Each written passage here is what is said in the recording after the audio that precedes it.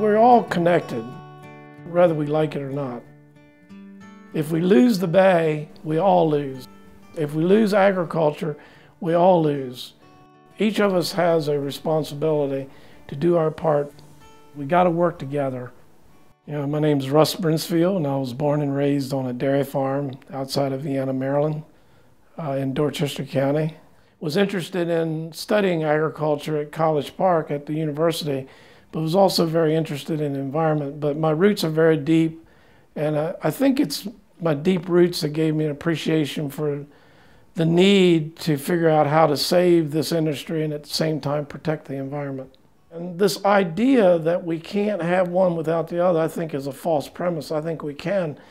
And a lot of the work that we're doing here that I've been a part of has been developing ways that agriculture can solve the water quality problems, but do that in an economically viable way. When you look at it sort of broadly long term, at least if we keep agriculture on the landscape, in my view, we've got a better option or higher chance that we're going to clean up the bay than if the poultry industry leaves and the grain farmers have no place to sell their grain, then they're more apt to sell their farmland for development.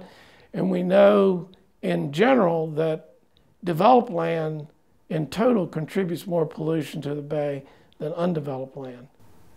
Even though some farmers would say that regulations are having a serious economic negative impact on their farming operations, I, as a farmer, would tend to not agree with that.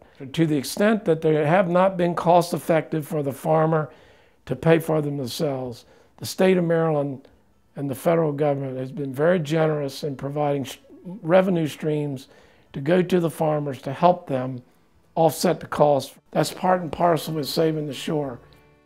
I mean, if we lose our rivers to overpollution, we're going to lose a segment of the economy that's awfully important: recreational boating, tourism, the fishery industry. So it's all sort of tied together. The tourism is important because tourism wants open spaces. Open spaces are important. So you got to keep development around your small towns so that you don't sprawl out into the open areas. So all of it sort of fits hand in glove.